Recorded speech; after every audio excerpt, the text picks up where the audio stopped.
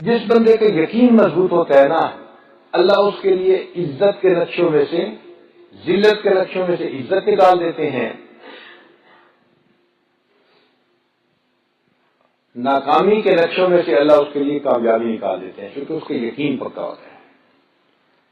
جس چیز سے ناکامی مل رہی ہوتی ہے اسی سے اللہ کامیابی دے دیتے ہیں، جس چیز سے رنج مل رہا ہوتا ہے اللہ تعالیٰ اسی سے خوشی عطا فرما دیتے ہیں۔ آپ غور کیجئے،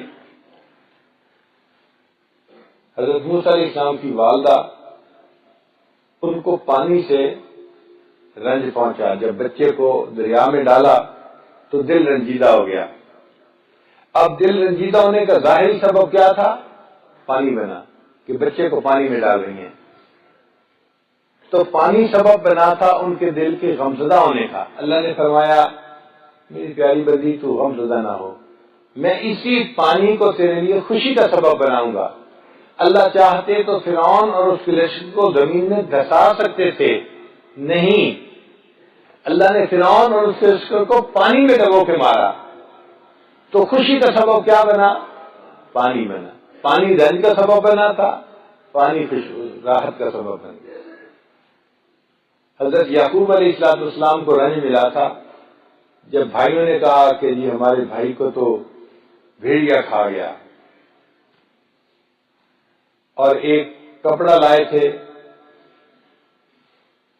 وجاؤ علی قمیصہ بدم کذب، جھوٹ موٹ کا خون لگا کے۔ تو یعقوب علیہ السلام کو جو رنج ملا تو ظاہری سبب کیا بنا تھا؟ بیٹے کا قمیص دیکھا، ظاہری رنج پہنچا کہ بیٹے کو واقعی کسی جانور نے مار دیا، اس پر تو خون لگا ہوا ہے۔ اب لمبی سٹوری ہے کہ یوسف علیہ السلام کو کنویں میں ڈالا، پھر وہ مصر پہنچے، پھر وہ امتحان میں پڑے، پھر ان کو جیل میں ڈالا گیا، پھر جیل سے نکل کے وہ وقت کے بادشاہ بن گئے، پھر بھائی ان سے گندم لینے کے لیے آئے، اور ایک موقع پہ بھائیوں نے ان سے معافی مانگ لی، تو انہوں نے کہا اچھا اب آئندہ آنا تو والد صاحب کو بھی لے کے آنا۔ ان کا جی والد صاحب کی تو بینائی چلی گئی، وہ تو دیکھ ہی کچھ نہیں سکتے۔ تو ایسے موقع پہ یوسف علیہ السلام کہہ سکتے تھے اچھا میں اللہ سے دعا کرتا ہوں اللہ ہمارے والد صاحب کی بینائی ٹھیک کر دے، ایک جائز طریقہ تھا۔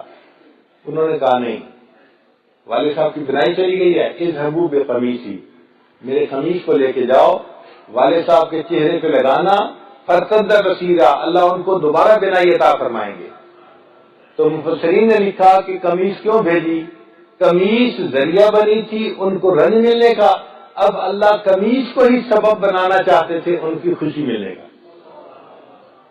تو جو رنج کا سبب ہوگا اللہ اسی کو خوشی کا سبب بنا دے گا۔ اس لیے اسباب کو مت دیکھیں، اللہ کے حکم کو دیکھیں کہ جو اللہ کا حکم ہے وہ پورا ہو کے رہنا ہے۔ ہماری نظر خطا کھا سکتی ہے، ہمارا مشاہدہ غلط ہو سکتا ہے، اللہ کا وعدہ غلط نہیں ہو سکتا۔ نبی علیہ السلام مکہ مکرمہ سے جا رہے تھے، مکہ کے لوگ ان کو مکہ میں رہنے نہیں دے رہے تھے، تو نبی علیہ السلام نے فرمایا مکہ کہ بیت اللہ میرا دل نہیں چاہتا تجھ سے دور ہونے کو، کیا کروں، اس شہر کے لوگ مجھے یہاں رہنے نہیں دیتے۔ اب حالت یہ ہے کہ رہنا مشکل ہو رہا ہے، شہر سے نکالے جا رہے ہیں، اور اللہ کی طرف سے پیغام آ رہا ہے ان الذی فرض علیک القرآن لرادک الی معاد، کہ جس پروردگار نے آپ پر قرآن کو نازل کیا وہ آپ کو اس جگہ پر واپس لوٹائے گا۔ یا اللہ یہ مجھے یہاں ٹکنے تو دیتے نہیں، رہنے تو دیتے نہیں، میں لوٹ کے یہاں کیسے آ سکوں گا؟ مگر چند سال کی بات تھی، 9-10 سال کے اندر اندر اللہ تعالیٰ نے نبی علیہ السلام کو فاتح مکہ بنا کر پھر مکہ میں لوٹا دیا۔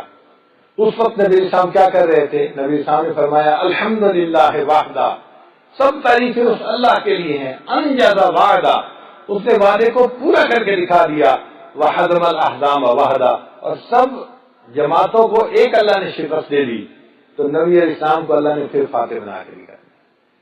تو اللہ جو وعدے کرتے ہیں وہ اللہ کے وعدے ہمیشہ سچے ہوتے ہیں، ہمیشہ سچے ہوتے ہیں۔ اللہ کے وعدوں پہ بھروسہ کر لیجیے، جو کہا ہے نبی علیہ السلام نے اس کے اوپر بھروسہ کر لیجئے یہ باتیں 100% سچ ہیں، پوری ہو کے رہتی ہیں۔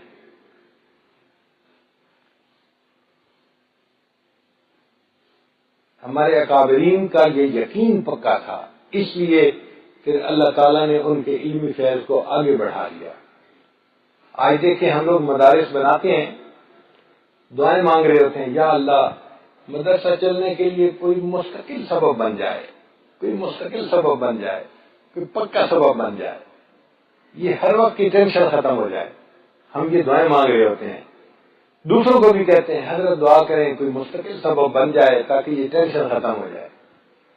اور ہمارے اکابرین کا کیا حال تھا کہ حضرت مولانا قاسم نانوتوی رحمۃ اللہ نے دارالعلوم دیوبند کی بنیاد رکھی اور ان کے لیے 8 اصول بنائے، ان کو کہتے ہیں اصول 8 گانا، 8 اصول، اور ان میں سے ایک اصول یہ تھا کہ دارالعلوم کے لیے مستقل آمدنی کا کوئی ذریعہ قبول ہی نہیں کیا جائے گا۔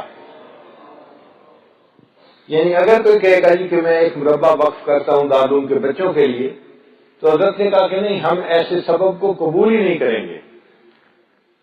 کتنا یقین کا فرق ہے۔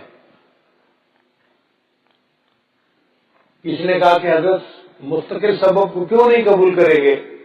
حضرت نے فرمایا اس لیے کہ پھر نگاہیں اللہ تعالیٰ سے ہٹ کے اس سبب کے اوپر آئیں گی اور اللہ کی مدد ہم سے ہٹ جائے گی۔ ان کا یقین ایسا بنا ہوا تھا۔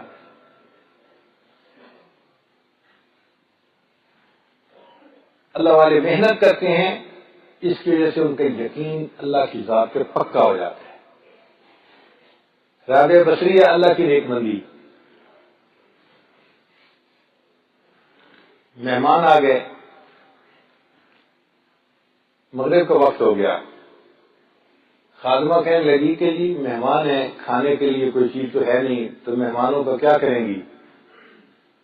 رابعہ نے جواب دیا اللہ نے ذمہ لیا ہے، سبب بنا دیں گے۔ کچھ دیر کے بعد دروازہ کھٹکھٹایا گیا، رابعہ نے خادمہ کو کہا جاؤ دیکھو کون ہے۔ اس نے کہا جی کوئی بندہ ہے، کھانا لے کے آیا ہے۔ اچھا بھائی گنو کتنی روٹیاں ہیں؟ جی 9 روٹیاں ہیں۔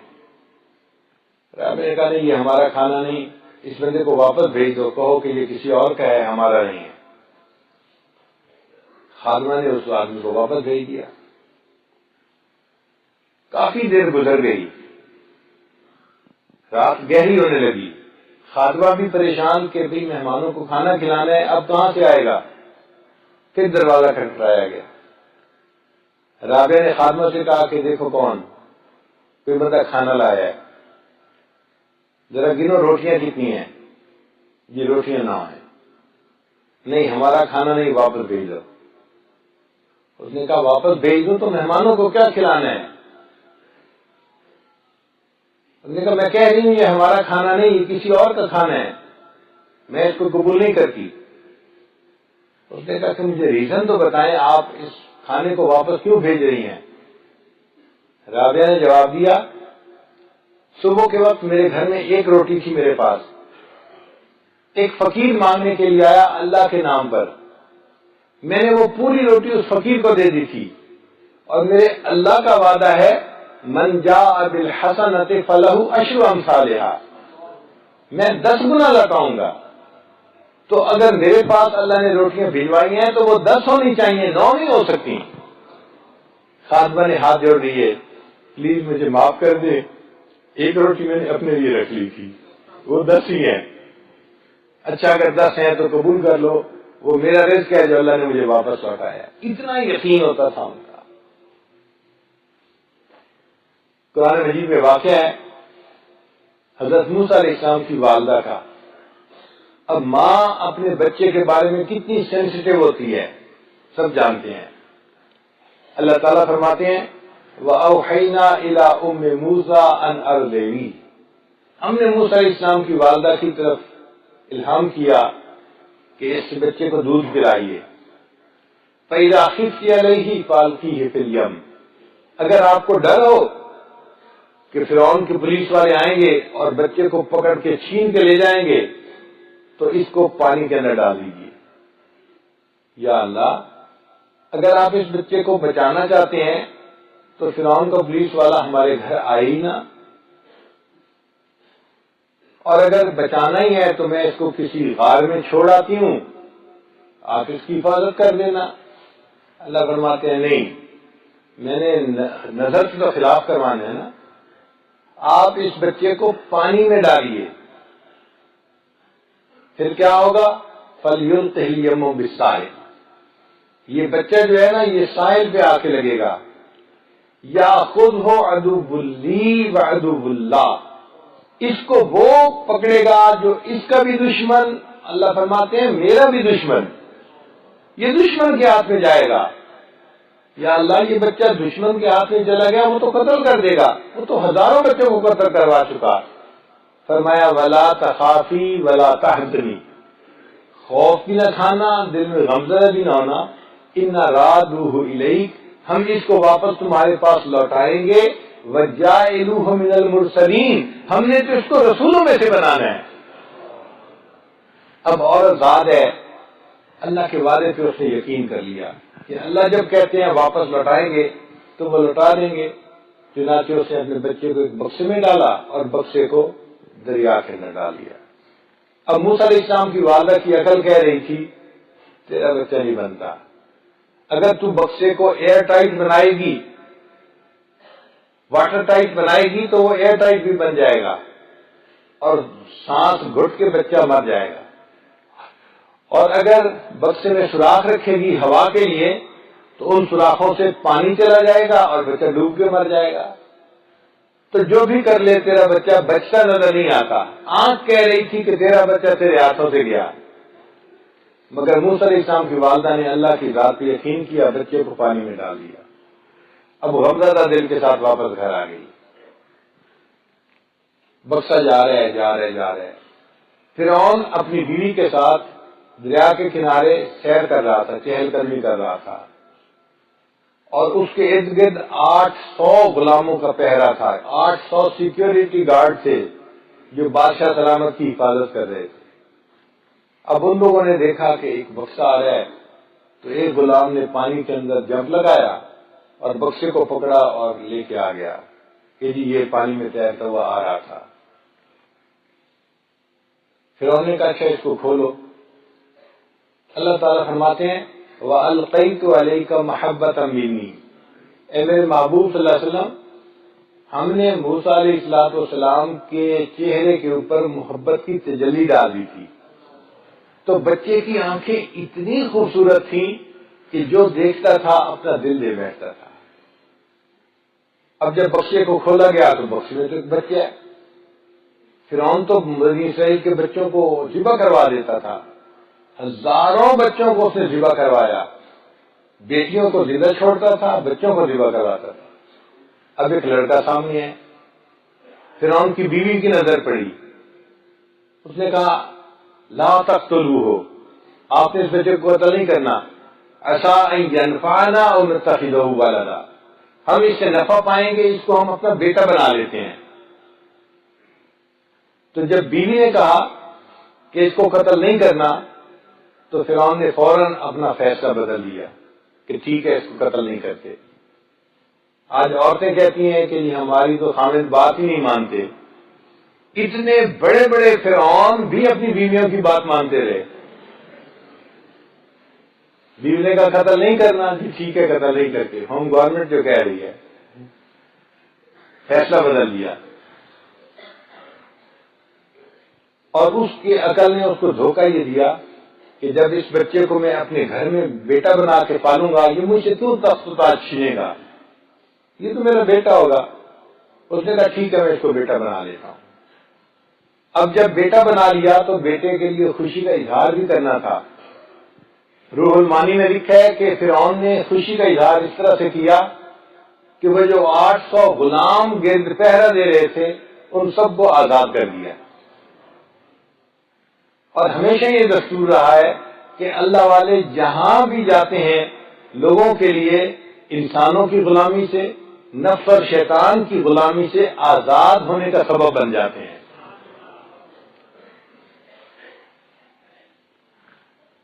اب بچے کو اپنا لیا، بیٹا بنا لیا، اڈاپٹ کر لیا، لے کے محل میں آئے۔ اگلا مرحلہ تھا اس کو دودھ پلانا۔ اس زمانے میں فیڈر کی مائیں تو ہوتی نہیں تھی، ڈبے کا دودھ، عورتیں دودھ پلاتی تھی۔ تو فرعون نے کہا کہ اچھا بھائی، جو دودھ پلانے والی عورتیں ہیں ان کو بلاؤ، اس کو دودھ پلائیں۔ اللہ فرماتے ہیں وَحَرَّمْنَا عَلَيْهِ الْمَرَاضِعَ مِنْ قَبْلُ، ہم نے موسیٰ علیہ السلام پر عورتوں کے دودھ کو حرام کر دیا تھا۔ جو عورت آتی ہے دودھ پلاتی ہے، بچہ دودھ ایکسیپٹ نہیں کرتا، پھر دوسری پلاتی ہے، بچہ دودھ ایکسیپٹ نہیں کرتا اور رو رہا ہے، رو رہا ہے، رو رہا ہے۔ پوری رات اسی طرح ہوتا رہا، عورتیں دودھ پلانے کی کوشش کرتی رہیں، بچہ دودھ ریجیکٹ کر دیتا اور روتا رہتا۔ صبح کا وقت ہو گیا تو فرعون ساری رات جاگ کے تھکا ہوا تھا اور چاہتا تھا کہ بس کسی طرح یہ بچہ کسی عورت کا دودھ پی لے اور مجھے جان چھوٹے، میں جا کے نیند کروں، آرام کروں۔ اللہ فرماتے ہیں وَأَصْبَحَ فُؤَادُ أُمِّ مُوسَىٰ فَارِغًا، موسیٰ علیہ السلام کی والدہ جو تھی اس نے غمزدہ حالت میں صبح کی، ساری رات گزر گئی تھی اور ماں کو نہیں پتا تھا اس کا بیٹا کس حال میں ہے۔ وہ موسیٰ علیہ السلام کی بہن کو کہتی ہے کہ جا اور ذرا پتہ کر کے تیرا بھائی کس حال میں ہے۔ تو موسیٰ علیہ السلام کی بہن دوڑتی ہوئی آئی محل کے اندر، اس نے تماشا دیکھا، ہجوم لگا ہوا ہے، عورتیں آ رہی ہیں دودھ پلانے کے لیے، بچہ دودھ ایکسیپٹ نہیں کرتا اور روتا ہے بچہ، اور اس کے رونے کی وجہ سے بادشاہ بھی پریشان ہے، اس کی بیوی بھی پریشان ہے۔ ایک عورت کا دودھ ریجیکٹ ہوتا ہے تو کہتے ہیں اچھا جی دوسری عورت کو بلاؤ، تیسری کو بلاؤ، چوتھی کو بلاؤ۔ بچی نے جب یہ منظر دیکھا اس نے فرعون سے کہا هل ادلکم علی اہل بیت یکفلونہ لکم وہم لہ ناصحون، میں تمہیں گھر والوں کے بارے میں بتاؤں جو اس کا خیال بھی رکھیں گے اور اس کے بڑے خیر خواہ ہوں گے۔ فرعون کو بات کھٹکی کہ یہ کیوں کہہ رہی ہے کہ جو اس کے خیر خواہ ہوں گے۔ اس نے موسیٰ علیہ السلام کی بہن کے بال پکڑے سر کے اور کہا اے لڑکی تو کیوں کہہ رہی ہے کہ جو اس کے خیر خواہ ہوں گے۔ وہ بھی موسیٰ علیہ السلام کی بہن تھی، کہنے لگی بادشاہ سلامت، ہم آپ کی رعایا ہیں، ہم آپ کی خیر خواہی نہیں کریں گے تو کون کرے گا؟ کہنے لگا ہاں یہ بھی ٹھیک ہے، لے آؤ جس کو بلاتی ہو۔ تو موسیٰ علیہ السلام کی بہن بھاگتی آئی، امی امی بھائی دودھ کسی کا نہیں پی رہا، چلو چلیں۔ تو موسیٰ علیہ السلام کی والدہ آ گئی، انہوں نے بچے کو دودھ پلایا، بچے نے دودھ پینا شروع کر دیا۔ اب خوشی کی لہر دوڑ گئی کہ جی بچے نے ایک عورت کے دودھ کو قبول کر لیا۔ کسی کو یہ سوچنے کی ہمت نہیں تھی کہ یہ عورت آخر کون ہے، بس یہ ایک عورت کا دودھ اس بچے نے ایکسیپٹ کر لیا۔ فرعون نے کہا اچھا ٹھیک ہے، پھر اس عورت کو دودھ پلائے اور میں ابھی تو جا کے سو رہا ہوں، جب سو کے اٹھوں گا پھر میں کوئی فیصلہ کروں گا۔ تو بادشاہ سلامت سو کے فریش ہو کے آئے، بھئی اس عورت کا دودھ بچے نے پی لیا ہے؟ ہاں پی لیا ہے۔ اچھا اس عورت کو یہاں رکھو، اس کو واپس گھر نہیں جانے دینا۔ تو موسیٰ علیہ السلام کی والدہ 3 دن تو اس محل میں رہیں۔ 3 دن کے بعد انہوں نے کہا کہ بھئی میں تو یہاں نہیں رہ سکتی، اپنا گھونسلہ اپنا کچا ہو یا پکا، میں اپنے گھر جاؤں گی، میں پابند نہیں ہوں یہاں رہنے کی، میں جا رہی ہوں۔ اب فرعون پریشان، عورت جا رہی ہے تو دودھ کون پلائے گی؟ کہتے اچھا بات سنو، کیا تم بچے کو اپنے ساتھ اپنے گھر لے جاؤ اور جو تنخواہ ہے وہ میں تمہاری گھر بھجوا دیا کروں گا۔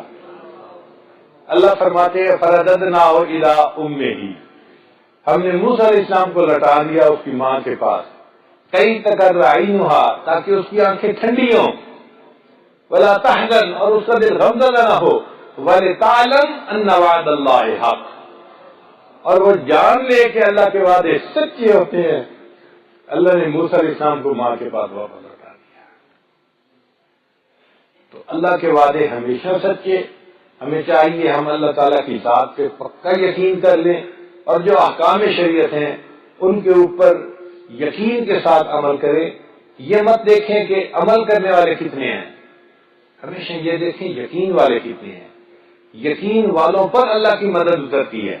اللہ تعالیٰ ہمیں بھی احکام شریعت کے اوپر پکا یقین عطا فرمائے بتوں سے تجھ کو امیدیں خدا سے نا امیدی، بتوں سے تجھ کو امیدیں خدا سے نا امیدی، مجھے بتا تو صحیح اور کافری کیا ہے۔ ہم اللہ سے نظریں ہٹا لیتے ہیں، اسباب سے نظریں جما لیتے ہیں۔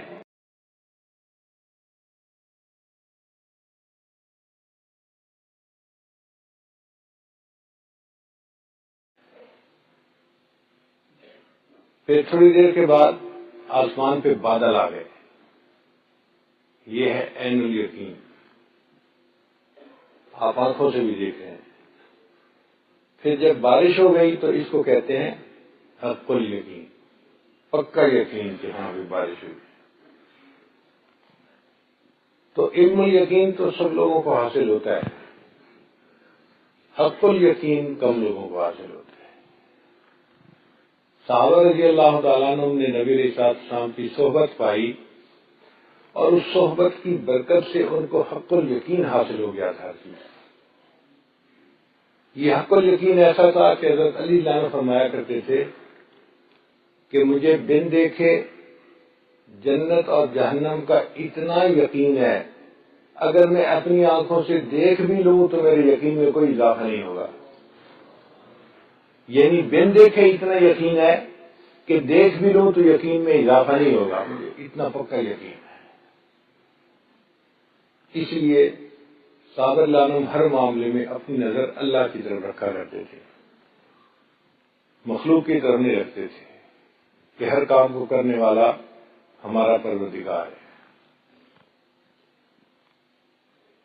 حضرت خالد بن ولید رضی اللہ تعالیٰ عنہ لشکر کے امیر ہیں، اور جدھر جاتے ہیں فتح ہوتی ہے، جدھر جاتے ہیں فتح ہوتی ہے، جدھر جاتے ہیں فتح ہوتی ہے۔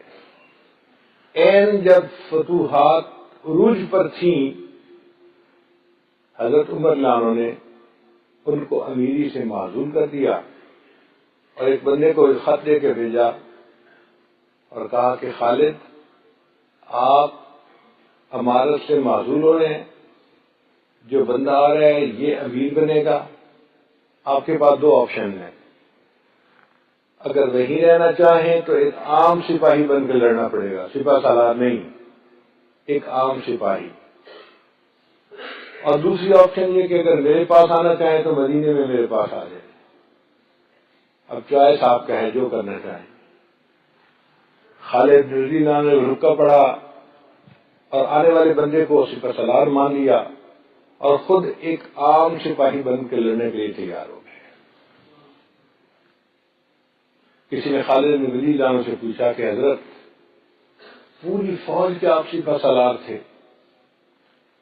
اور بس ایک خط ملتے ہی آپ ایک عام سپاہی بن کے لڑنے کے لیے تیار ہیں، تو آپ کو کوئی فرق نہیں محسوس ہوا؟ خالد بن ولید اللہ عنہ نے جواب دیا نہیں۔ کیوں فرق نہیں محسوس ہوا؟ ان کا اس لیے کہ جب میں سپاہ سالار تھا تو جس رب کو راضی کرنے کے لیے لڑ رہا تھا، جب سپاہی بن کے لڑا تب بھی اسی رب کو راضی کرنے کے لیے لڑا تھا، تو مجھے کوئی فرق نہیں پڑا۔ کسی نے عمر لانو سے پوچھا حضرت آپ نے خالد بن لانو کو جو ریٹائر کر دیا تو آپ نے امت کو اتنے بڑے جرنیل سے محروم کر دیا۔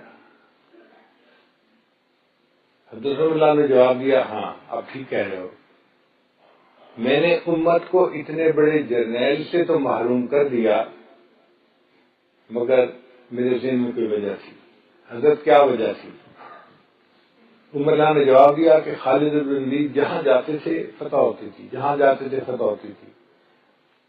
لوگوں کے ذہن میں یہ بات پیدا ہونے لگ گئی تھی کہ خالد کی وجہ سے فتح ہو رہی ہے، نظر اللہ سے ہٹ کے خالد پہ جا رہی تھی۔ میں نے امت کو ایک جرنیل سے تو محروم کر دیا، لیکن امت کے ایمان کو بچا لیا۔ فتح تو اب بھی ہوگی، اور لوگ کہیں گے کہ واقعی اللہ کی وجہ سے فتح ہو رہی تھی، اس کی مدد ساتھ ہے۔ تو صحابہ اللہ عنہ اس بات کا بڑا خیال رکھتے تھے کہ انسان کی نگاہ کس پہ ہے، تو یقین اللہ کی ذات پہ ہونا چاہیے، اللہ تعالیٰ ہی ہمارے ہر کام کو کرتے ہیں۔ حضرت موسیٰ علیہ السلام کے سامنے ایک واقعہ پیش آیا، اللہ تعالیٰ نے پوچھا وما تلک بیمینک یا موسیٰ، اے موسیٰ علیہ السلام آپ کے دائیں ہاتھ میں کیا ہے؟ قال ہی عصائی، عرض کیا اللہ یہ لاٹھی ہے، ایسا ہے، اور پھر اس کے فائدے گنوائے، اتوکا الیہا واہش بہا علی غنمی، میں اس پہ ٹیک لگاتا ہوں اور اپنی بکریوں کو ہانکتا ہوں اس کے ذریعے سے، ولی فیہا معارب اخری، اور میرے لیے اس میں بڑے فائدے ہیں۔ تو گویا موسیٰ علیہ السلام کی نظر میں وہ عصا بڑا فائدے والا تھا۔ اللہ تعالیٰ نے ارشاد فرمایا القھا یا موسیٰ، اے موسیٰ علیہ السلام اس عصا کو زمین پہ ڈال دیجیے۔ جیسے ہی ڈالا فإذا هي حية تسعى، دوڑنے والا اژدہا بن گیا، پائتھن بن گیا۔ اب جب موسیٰ علیہ السلام نے دیکھا یہ تو اژدہا بن گیا ہے، تو انسان کو طبعی طور پہ خوف تو آتا ہے نا۔ فأوجس في نفسه خیفة موسیٰ، موسیٰ علیہ السلام نے اپنے اندر خوف محسوس کیا۔ یہ ایک طبعی بشری چیز ہے، مقام نبوت کے منافی نہیں ہے۔ تو اللہ تعالیٰ فرماتے ہیں کہ ہم نے کہا کہ لا تخف، ڈرو نہیں، خذھا، اس کو پکڑ لیجئے، سنعیدھا سیرتھا الاولی، ہم اسے پہلے والی سیرت عطا کر دیں گے۔ تو جب موسیٰ علیہ السلام نے عصا کو ہاتھ لگایا، اژدہے کو ہاتھ لگایا، تو وہ دوبارہ عصا بن گیا۔ اب یہ جو پورا واقعہ قرآن مجید میں لکھا ہے، اس کا مقصد کوئی تماشا دکھانا نہیں تھا، کوئی شوبدہ دکھانا نہیں تھا، بلکہ ایک سبق پڑھانا مقصد تھا۔ اے میرے موسیٰ علیہ السلام، جس چیز کو آپ نفع دینے والی سمجھ رہے تھے، عصا، میرے حکم سے زمین پر ڈالا، وہ نقصان دینے والا اژدہا بن گیا، اور جس اژدہے کو نقصان دینے والا سمجھ کے آپ ڈر رہے تھے، میرے حکم سے آپ نے اس کو ہاتھ لگایا، وہ نفع دینے والا اژدہا بن گیا۔ تو نفع اور نقصان چیزوں میں نہیں، ہمارے حکم سے چیز میں نفع آتا ہے، ہمارے حکم سے چیز میں نقصان آتا ہے۔ کتنی بار ایسا ہوتا ہے، انسان دودھ پیتا ہے، اس کو صحت ملتی ہے، توانائی ملتی ہے، اور کئی مرتبہ انسان دودھ پیتا ہے، فوڈ پوائزن ہو کے بندے کی وفات ہو جاتی ہے۔ وہی دودھ تھا جو طاقت کا سبب بن رہا تھا، اور وہی دودھ ہے جو انسان کی موت کا سبب بن رہا ہے۔ تو یہ دنیا کے جتنے اسباب ہیں یہ برتن ہیں، برتن میں دودھ ڈالنا، پانی ڈالنا، یہ ڈالنے والی کی مرضی ہوتی ہے۔ ہماری نظر اگر چیزوں پر رہے گی تو ہم دھوکہ کھائیں گے، اور اگر ہماری نظر اللہ کی ذات پر رہے گی تو ہم کامیاب ہوں گے۔ چنانچہ قرآن مجید میں اللہ تعالیٰ نے اس کو بہت کھول کے بیان کیا۔ حضرت موسیٰ علیہ السلام جادوگروں کے مقابلے میں کھڑے ہیں، جادوگروں نے رسیاں پھینکی، یخیل الیہ من سحرہم انہا تسعی، اور ایسا جادو کیا کہ دیکھنے والوں کو لگتا تھا کہ یہ تو سانپ ہیں جو چل رہے ہیں۔ اب موسیٰ علیہ السلام کھڑے ہیں اور چاروں طرف سانپ چل رہے ہیں۔ ایسے وقت میں انسان اپنی عقل سے پوچھے مجھے کیا کرنا چاہیے؟ عقل کہے گی جناب آپ سانپوں میں گر گئے، آپ کے ہاتھ میں جو لاٹھی ہے نا اس کو مضبوطی سے پکڑے رکھیں، اور جو سانپ پاس آئے اس سانپ کے سر پہ لاٹھی ماریں، اس کو کچل دیں۔ آپ کے بچاؤ کا ایک ہی طریقہ ہے۔ موسیٰ علیہ السلام اللہ تعالیٰ سے پوچھتے ہیں یا اللہ مجھے اس حال میں کیا کرنا چاہیے؟ اللہ فرماتے ہیں موسیٰ علیہ السلام آپ عصا کو زمین پہ ڈال دیجیے۔ عقل چیختی ہے، عقل چلاتی ہے، اگر تم نے عصا کو زمین پر ڈال دیا تو یہ امید کی آخری کرن بھی ختم ہو جائے گی، تمہارے ہاتھ میں کچھ نہیں رہے گا۔ مگر موسیٰ علیہ السلام اللہ کے پیغمبر تھے، انہوں نے وہ کیا جو اللہ کا حکم تھا، اپنے آنکھ کے دیکھے کو سامنے نہیں رکھا۔ اللہ نے فرمایا لاٹھی کو زمین پہ ڈال دو، انہوں نے لاٹھی کو زمین پہ ڈالا، وہ اژدہا بن گیا اور اس اژدہا نے ان تمام چھوٹے چھوٹے سانپوں کو کھا لیا. اللہ نے موسیٰ علیہ السلام کو کامیابی عطا فرما دی. پھر ایک دوسرا موقع آیا. حضرت موسیٰ علیہ السلام اپنے ساتھیوں کو لے کے دریائے نیل کے کنارے آ پہنچے. کشتی نہیں تھی، پانی کا دریا ہے. اتنے میں پیچھے فرعون بھی اپنی فوج کو لے کے آ گیا. اب یہ لوگ جو تھے یہ سینڈوچ بن گئے. آگے پانی کا دریا، پیچھے انسانوں کا دریا. ایسے وقت میں عقل سے پوچھیں کیا کرنی چاہیے؟ عقل کہے گی کہ تم فرعون کے آنے کا انتظار کرو اور جب وہ آ جائے تو لاٹھی سے اس کو مقابلہ کرنا. تمہارے بچاؤ کا ایک ہی طریقہ ہے. موسیٰ علیہ السلام اللہ تعالیٰ سے پوچھتے ہیں یا اللہ مجھے کیا کرنا چاہیے؟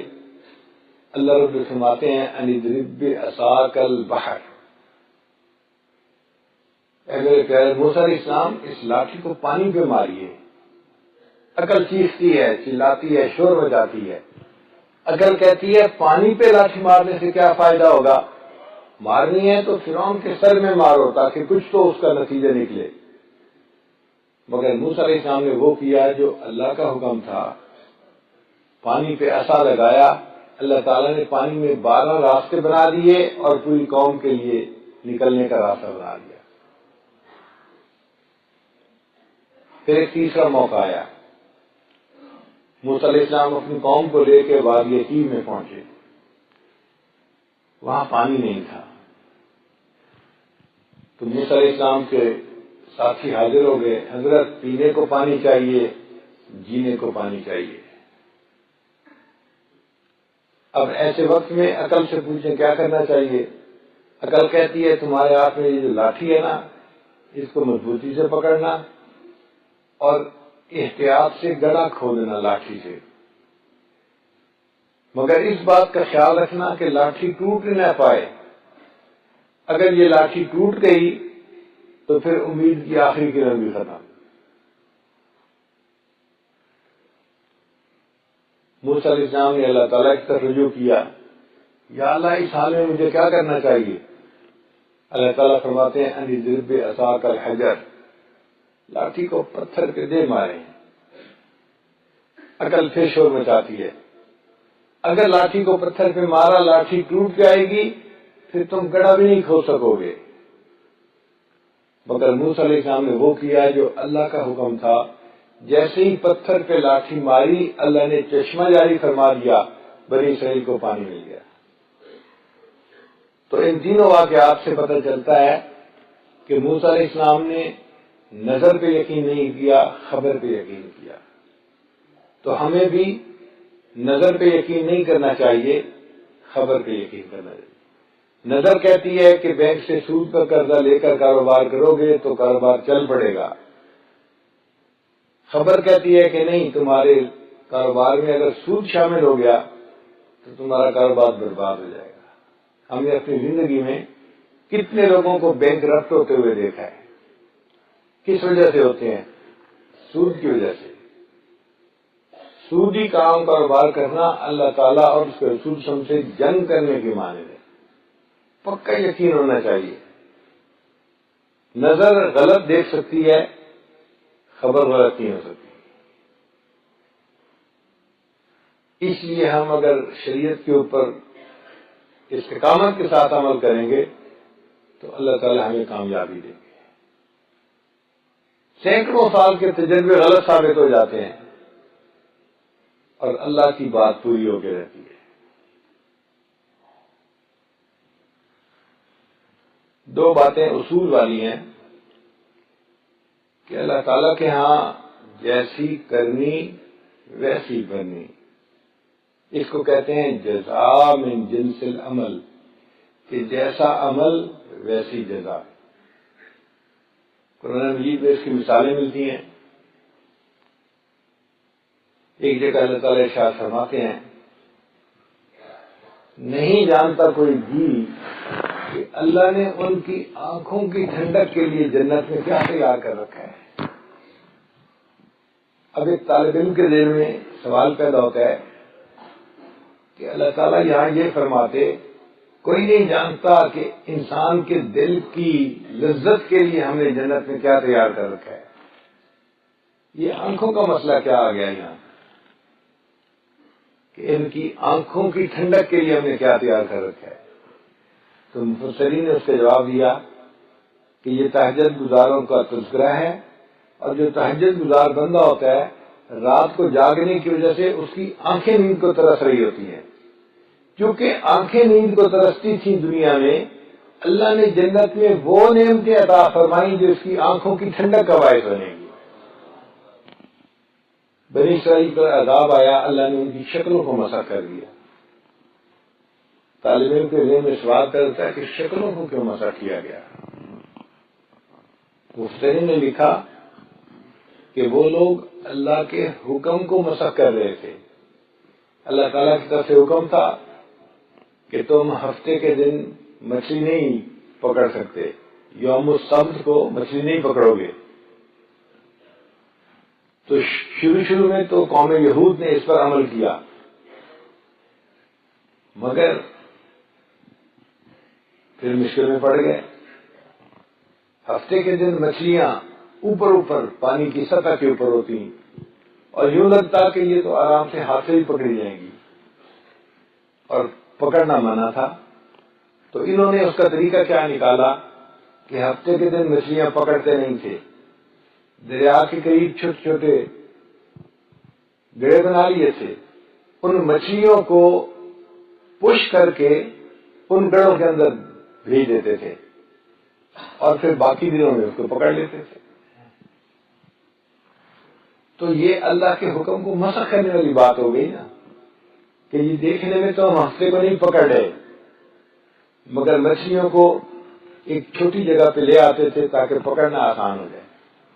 تو چونکہ انہوں نے اللہ کے حکم کے ساتھ مذاق کیا، اس کی شکل کو بدلنے کی کوشش کی، اللہ نے عذاب بھی ویسا دیا. فرمایا اچھا تم نے میرے حکم کو مسخ کرنے کی کوشش کی، میں اس کے جواب میں تمہاری شکلوں کو مسخ کرتا ہوں.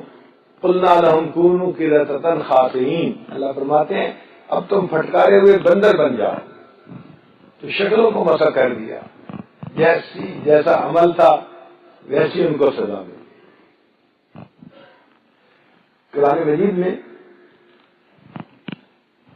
زلیخا نے یوسف علیہ السلام پر بہتان باندھا تھا، اس کے جواب میں ایک چھوٹے بچے نے گواہی دی تھی، تو مسئلہ ختم ہو گیا تھا. ایک دوسرا واقعہ بھی ہے کہ بی بی مریم کو بھی قوم نے بہتان لگایا، اور اس کے جواب میں اللہ تعالیٰ نے حضرت عیسیٰ علیہ السلام سے گواہی دلوائی. مگر اہل علم جانتے ہیں کہ گواہیوں میں فرق ہے. جس نے یوسف علیہ السلام کی گواہی دی تھی اس نے ایک فکرے میں بات کی تھی، اگر قمیص آگے سے پھٹا ہے تو عورت سچی ہے، مرد جھوٹا ہے، اور اگر پیچھے سے پھٹا ہے تو مرد سچا ہے، عورت جھوٹی ہے. بات ختم، مختصر سی بات تھی. لیکن عیسیٰ علیہ السلام نے جو اپنی والدہ کی گواہی دی وہ تو ایسے لگتا ہے کہ جیسے کوئی بندہ تقریر کرنے لگ گیا. تو گواہی کے انداز میں فرق کیوں ہے؟ طالب علم کے ذہن میں سوال پیدا ہوتا ہے. مفسرین نے اس کا جواب دیا کہ دیکھیں یوسف علیہ السلام پر بہتان لگانے والی ایک عورت تھی، اس عورت کی بات کو رد کرنے کے لیے اس بچے کا ایک فکرہ بول دینا کافی تھا. یہاں معاملہ ڈیفرنٹ تھا. یہاں الزام لگانے والی قوم تھی، ایک گروپ تھا، یعنی ایک بھیڑ تھی لوگوں کی، ایک جماعت تھی. اب چونکہ جماعت نے الزام لگایا تھا تو عیسیٰ علیہ السلام نے ایک فکرے میں بات نہیں کی، انہوں نے بھی تقریر کی. قال انی عبد اللہ آتانی الکتاب وجعلنی نبیا وجعلنی مبارکا اینما کنت واوصانی بالصلاۃ والزکاۃ ما دمت حیا وبرا بوالدتی ولم یجعلنی جبارا شقیا. لمبی تقریر کر کے اللہ فرماتے ہیں ذالک عیسیٰ ابن مریم، یہ عیسیٰ تھے جو مریم کے بیٹے. تو دیکھو چونکہ الزام کا انداز دونوں جگہ مختلف تھا، اللہ تعالیٰ نے گواہی کا بھی انداز دونوں جگہ مختلف فرما دیا. بنی اسرائیل کے لیے توبہ کے قبول ہونے کی شرط یہ تھی کہ اگر تم لوگ توبہ کرنا چاہتے ہو تو ہم آسمان پہ بادل لے آئیں گے، اندھیرا ہو جائے گا، اور تم شہروں سے باہر نکلو اور اپنے ہاتھوں میں چھریاں اور چاقو پکڑو اور اپنے جسم پہ وہ چھریاں مار کے اپنا خون نکالو. جب تم جسم سے خون نکالو گے تب ہم تمہارے گناہوں کو معاف کریں گے. یہ بنی اسرائیل کی توبہ کی قبولیت کے لیے شرط تھی. فَاقْتُلُوا أَنفُسَكُمْ، قرآن پاک کا لفظ ہے. مارو اپنے آپ کو چھریاں اور ثابت کرو کہ تم واقعی سچی توبہ کر رہے ہو، ہم پھر تمہاری توبہ کو قبول کر لیں گے. مگر امت محمدیہ کے لیے اللہ نے عجیب معاملہ کیا. ایک بندہ، اس کو اپنے جسم سے خون نکالنے کی ضرورت نہیں، نہ کچھ اور کرنے کی ضرورت ہے. صرف اگر اپنی زبان سے وہ اللہ کے سامنے استغفار کر لیتا ہے، توبہ کر لیتا ہے، اللہ تعالیٰ اس کی توبہ کو قبول فرما لیتا ہے. بلکہ اس سے بھی ایک قدم آگے، الندم توبۃ، نبی اسلام نے فرمایا کہ جو بندہ اپنے دل میں نادم ہو جاتا ہے، دل کی ندامت ہی اس کے لیے توبہ بن جاتی ہے. اب طالب علم سوچتا ہے کہ عجیب بات ہے، وہ بھی بندے تھے، ہم بھی بندے ہیں، ان کو تو خون نکالنے کا حکم ہوا اور ہماری دل کی ندامت کو ہی قبول کر لیا. تو محسن نے جواب لکھا، جی ہاں. ان کے سامنے موسیٰ علیہ السلام نے اللہ کے تصور کو پیش کیا تھا، تو قوم نے آگے سے جواب دیا تھا، لن نؤمن لک حتی نری اللہ جہرۃ. اے موسیٰ علیہ السلام، ہم اللہ پر اس وقت تک یقین نہیں لائیں گے جب تک واضح طور پر اللہ کو نہیں دیکھیں گے. کیونکہ انہوں نے واضح نشانی دیکھنے کی شرط لگا دی تھی. اللہ نے فرمایا، اچھا اگر تم میرے سامنے توبہ کرو گے میں بھی تم سے واضح نشانی دیکھوں گا، خون نکال کے دکھاؤ. اور جب نبی علیہ السلام نے صحابہ کے سامنے اللہ کا تصور پیش کیا، انہوں نے بغیر کسی دلیل کے اللہ کے اس تصور کو مان لیا. اللہ نے فرمایا، بنا دلیل تم نے بات کو مان لیا ہے، جب تم توبہ کرو گے میں بھی تم سے کوئی دلیل نہیں مانگتا، نہ زبان سے بولو نہ آنسو بہاؤ، دل میں نادم ہو جاؤ گے، میں دل کی ندامت کو قبول کر لوں گا.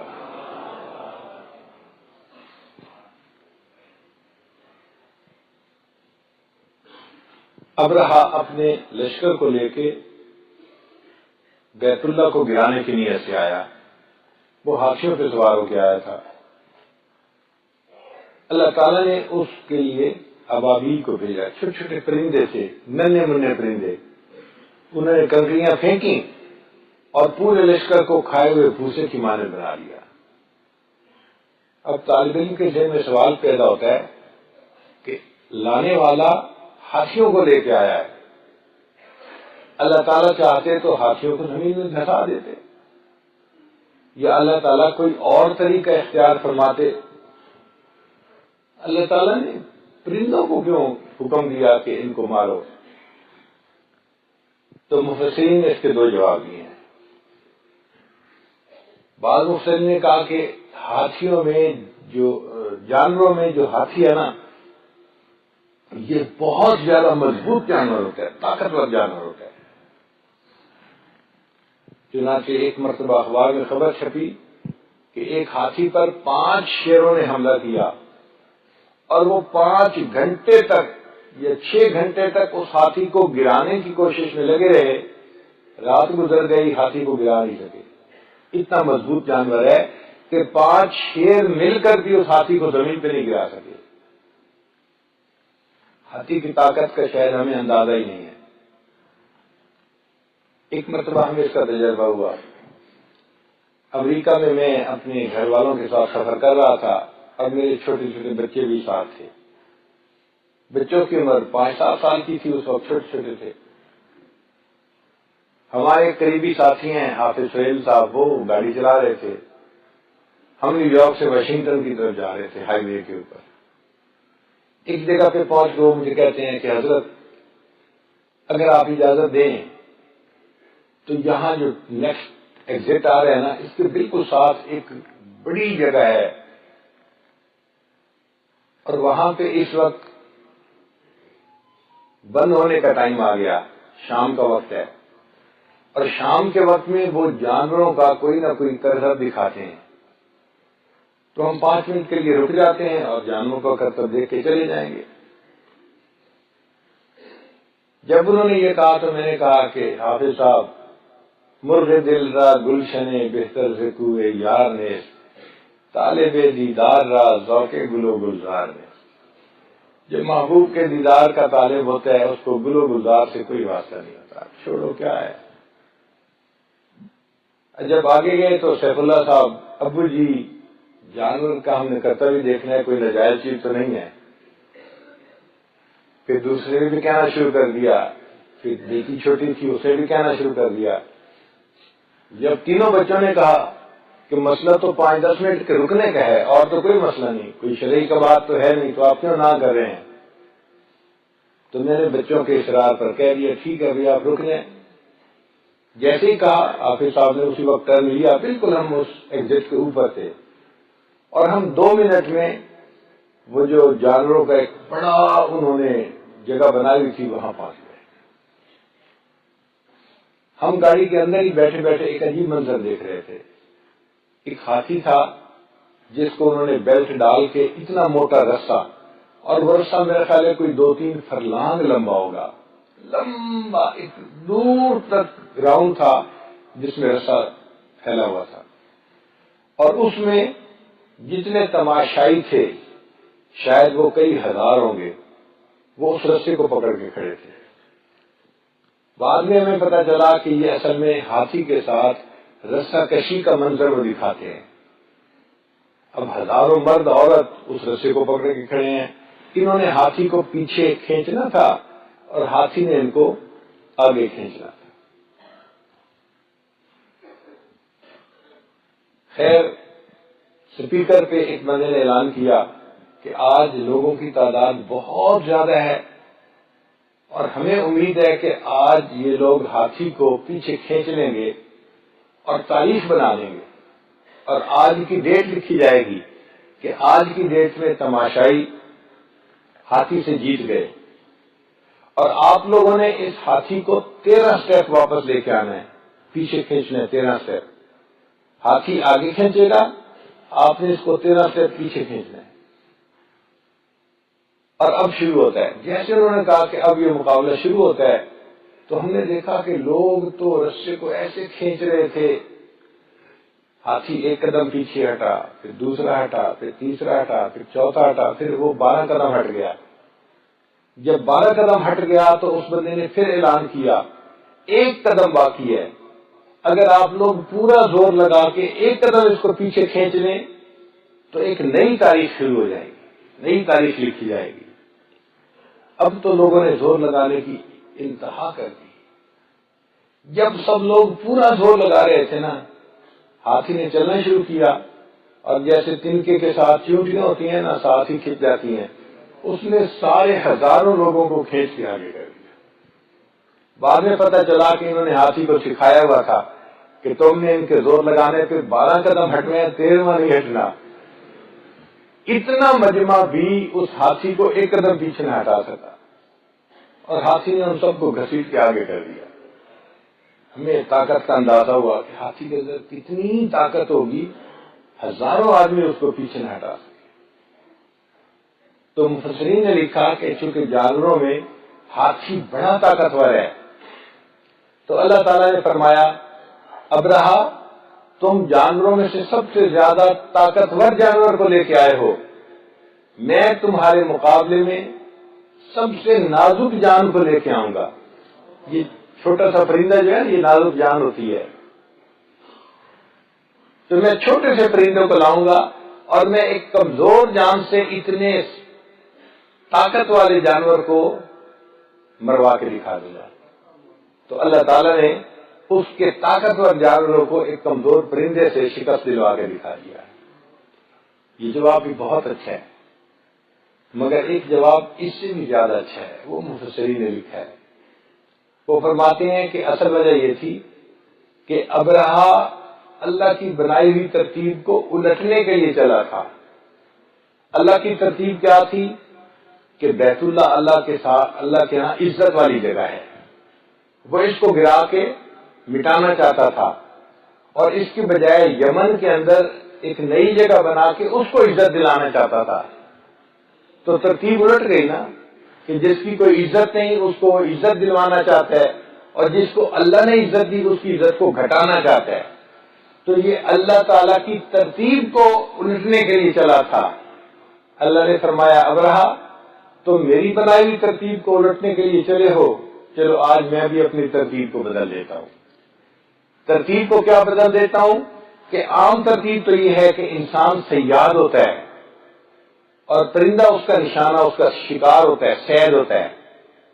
میں ترتیب بدل رہا ہوں، آج انسان صید بنے گا اور جو پرندہ ہے وہ صیاد بنے گا۔